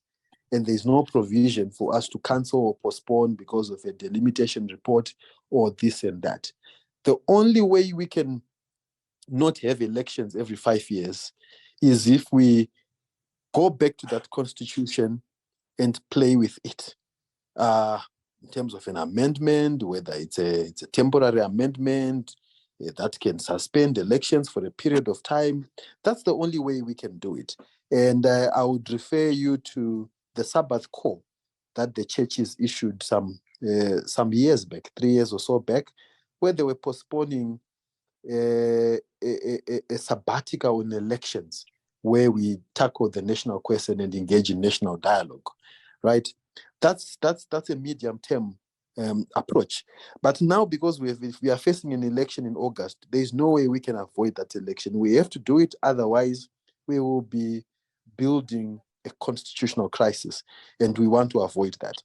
But between now and August, what can we do? What can be done? My view is that there's still much that can be done. Yes, in terms of legal reforms, very little can be achieved now. In terms of attitudes and practices, some things can be changed. What we need to do is to raise the cost of bad elections, right? We need to raise the cost of manipulating the people's will on the part of the current government. And part of that includes the messaging. Part of that includes how we expose malpractices. Part of that includes how we mobilize the region through pushing messaging that includes, look, if we continue to support bad elections in Zimbabwe, we are shooting ourselves in the foot, because sooner or later, Zimbabwe will be a regional problem, whether you speak from a physical security point of view or an economic security point of view. That would be my response. Thank you, Musa. Sorry, I'll again make a supplementary observation, and maybe this is open to all the discussants and the key speaker, Tony. I've read people saying the biggest mistake which was made by the opposition, by Tsvangirai in 2013, was that he was told not to participate in elections, but he nevertheless proceeded to do so. It again comes back to the question asked about options. If that indeed was put to Tsvangirai, does anybody know what options were put to him? If he were not participating in elections in 2013, what options were made available to him and the country? Does anybody know?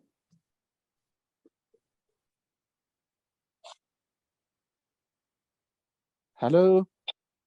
Yeah, I don't know. Perhaps colleagues, know more than I do. I'm not sure what options were put to him. But the issue of boycott of elections has also been a discussion for these particular elections.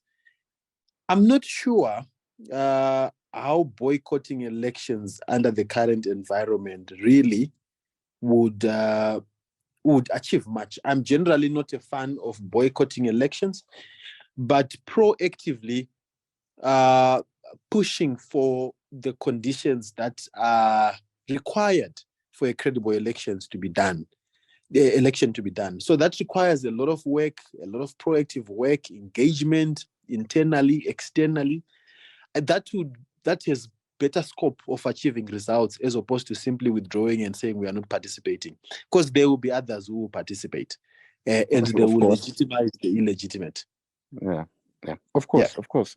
Thank you very much. I do not know whether we've got time. Tony, maybe you would advise here. We got about 10 minutes to 7:30. Should we not open this to maybe the public? Anybody has got any questions before I ask? The four of you to just make conclusions. Yeah, I'm happy to do that. I'm also happy to respond to a lot of input by my colleagues, which I think is very useful. Yes. Is there an opportunity for maybe members of the public who are following to ask questions? Yeah, if they go to the reactions button and they put their hand up, they can comment. If you just look at the top of your screen, but I don't think you can see it, Eric, that's the problem. Okay, Farai Magoo wants to come in. Okay, I'm helping you, Farai Magoo. Thank you very much, Tony, and the discussants there. I have two questions. Anyone can pick one or two, one or both. My first question is in terms of our preparedness to hold a credible election. Do all the contesting parties have equal access to the electorate? And if the answer is no, then can we expect Zimbabwe to hold a credible election if other parties have no access to the electorate? And the second question, maybe this one is directed at Heather, if she's still there, concerning publication of the results, where she said ZEC must be the only authority to publish results. And my question is not necessarily on publishing, but there is a practice like in the United States where the media can call the winner or project the winner based on various statistics that would have been made available to them even before the official announcement has been made. Is there anything wrong for, say, the media tabulating results from all polling stations and say, based on the information that has been gathered from all polling stations, so and so is projected to be the winner? Thank you.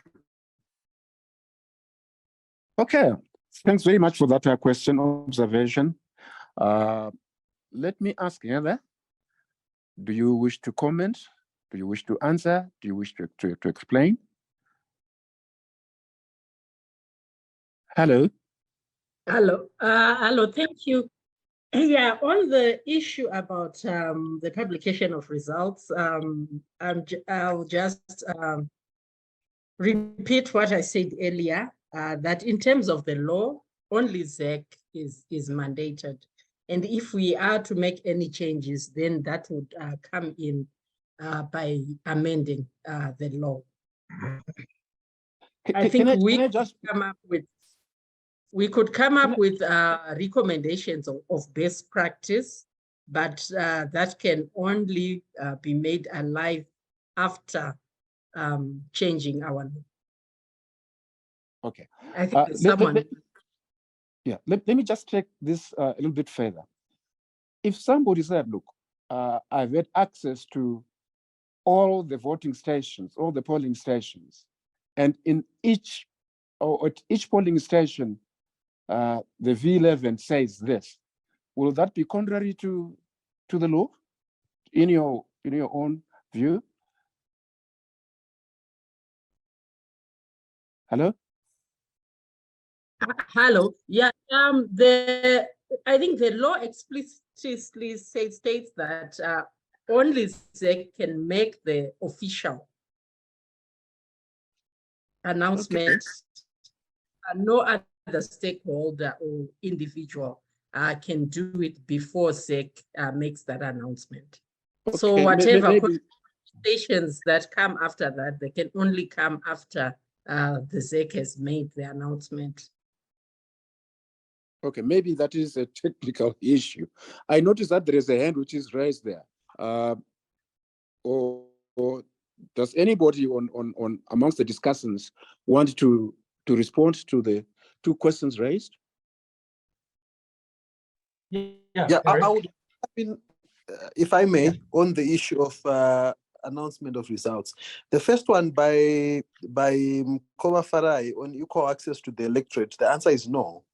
We know the Maintenance of Peace and Order Act is being used, rather being abused, to make sure that certain political parties or certain quotas are unable to hold certain meetings. So the short answer to your question is no, and of course that dents the credibility. On announcement of elections, yeah, I take a different view, from what my sister is raising. Issues of saying only the Election Management Board can announce official results, etc. We are saying official. Yes, clearly they are the only ones who can make official declaration of results. But saying everyone else cannot say anything, that's simply gagging and seeking to control. That violates the freedom to transmit information in our constitution. One can make, predictions. One can state what they are seeing on the V11s. One can collect and, say what they are seeing. That is transmitting information which is guaranteed. What you are not doing is to come and say, here are the official results. Once you say that, that becomes a problem. But unofficial announcements, those should not be a problem. They are protected by the Constitution. No, thank you for making that distinction. There's a difference surely between an official announcement and someone saying, I was at Murambinda polling station and I noticed that so and so got so many votes, so and so. It's nothing new. That is not an official communication. You are simply recording what you saw. Anyway, I noticed a hand is up here.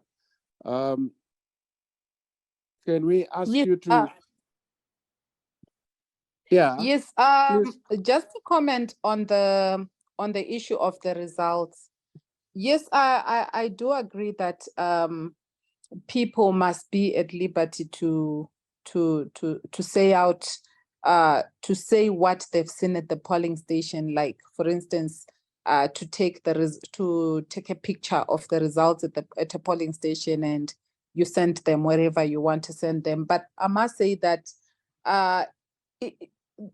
having the official results must be declared, I think, by the Commission, in the sense that there is a lot of disinformation. If you do recall in 2018, we had cases of people that were reposting old V11 forms. And some of the V11 forms seem to be doctored, some seem to be fake, they looked legit. So I think in such situations, without necessarily having a process where some of the results will be verified, then that may cause problems in itself, especially in this age where there is lots of disinformation and manipulation of information. I think it would be a bit presumptuous for any party to say, this is the official election result.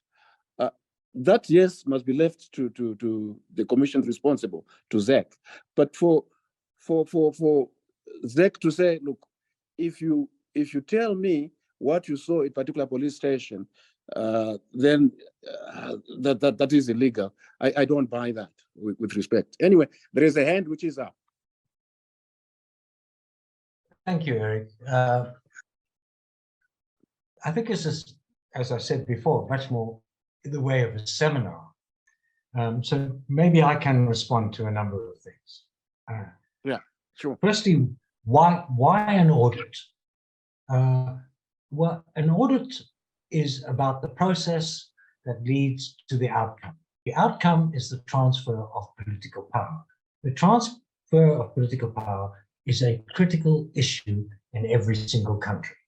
What you have to be sure is that the party that assumes political power has the mandate of the people. This is what political scientists call legitimacy. So if the process is flawed, then legitimacy is challenged. And that has been the problem with our elections since 2000. Every single election has been challenged. Legitimacy has been criticized, and to some extent, the country arrives in the situation that it finds itself. So that's very important. So I firstly want to thank everybody for their inputs and make the point that the summary of these 9 webinars is based on the opinions and the views given by the participants to this seminar. And we tried to summarize them as best we could. And actually, thank you very much to the discussants, because they brought up issues today that were not covered in those webinars.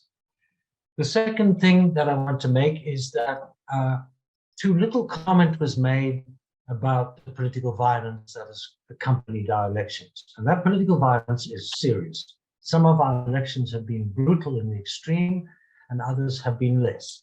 But nonetheless, the fact is, as Musa pointed out, that the perception by many people, by most citizens, is elections are potentially a violent contest for power.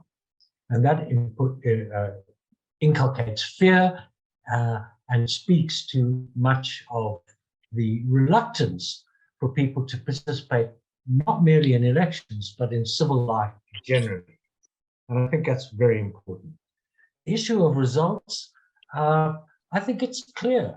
Most democracies allow the official results published at a particular station, whether it's the state or the ward or the district or the constituency, to be part of the public domain. That public, then people can collate those things and they can begin to interpret the process of the final event, which is the elections. And as you pointed out, sometimes that leads to the fact that somebody who's getting an absolute hiding concedes the election. And that's very important, because that's where dispute disappears. But dispute doesn't disappear if the process leading up to the election has a large number of potential errors and potential flaws. And that was the point of the audit and the point of the pillars. Now, I agree with my colleagues, it's a bit harsh to go pass or fail, and maybe a more nuanced view is necessary. And in that respect, I look very forward to the reports that come from our partners here, ERC, ZESN, and the Human Rights Forum, for their pre-election reports and how they view the pre-election process. Because in the end, what are we trying to do with this is not to get to the state where we have another disputed election, where the legitimacy of the state is contested, and Zimbabwe finds itself once again as a pariah state, whether supported by SADC as being a legitimate sovereign state, or contested by the West and other parties as not being a legitimate state. Zimbabwe needs an election which is clear and above board. As to your question, what do we do if the election fails? Well, that's an open question that's discussed not within these webinars, but has been much discussed within the SAPES more general policy dialogues. And the point is that maybe what that leads to in the event of a disputed election is that the pressure must come for a legitimate political settlement to Zimbabwe's crisis. Thank you very much. Tony, thanks. Don't go away yet, because I want you to address, I think, a fundamental issue. I think Musa did, but let me hear from you as someone who has been in this business for a long time, yourself, SAPES. Do we have any options available to us as Zimbabweans, do we have any options but to participate in this election 2023, flawed it may be? No, the only two options are participate or not as citizens. Which has raised the notion of boycotting an election. I would just observe that a number of commentators in the webinar said this is the dullest election they have ever witnessed. There's no excitement about this election. People are not interested. They don't see the fervor and the excitement about this election. For me, it is that the Zimbabwean public has become resigned to the fact that elections are a ritual that we go through every 5 years. It produces the same outcome and it produces the same result, and that is a repudiated state. So the citizen is between a rock and a hard place, frankly. But what should we do? But what should we do to the citizen? What message must we carry to the citizen? Well, do we say to the citizen, look, yeah, because let me say this. My view is this. You know, the issue of participating in an election or in any democratic process is that you are putting your foot in the door. And you know, if you say, look, it's all or nothing, I shudder to think what the end result is going to be. Yep, I agree with you, and I will just say personally, and I'll say on behalf of my colleague Ibo and the members of the Platform for Concerned Citizens, since 2016, we have said there's only one way forward for Zimbabwe, and that is a political settlement, a national dialogue, and a transitional arrangement. That is the only future that I and others believe is the way forward.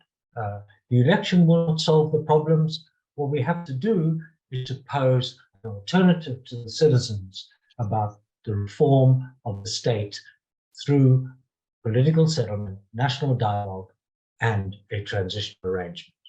I have no other solution, I'm afraid, Greg. No, thank you. Thank you very much, Tony. Now that Tony has spoken, as they say, there is this Nigerian proverb which says, when the king has had a bath, there is no more water left.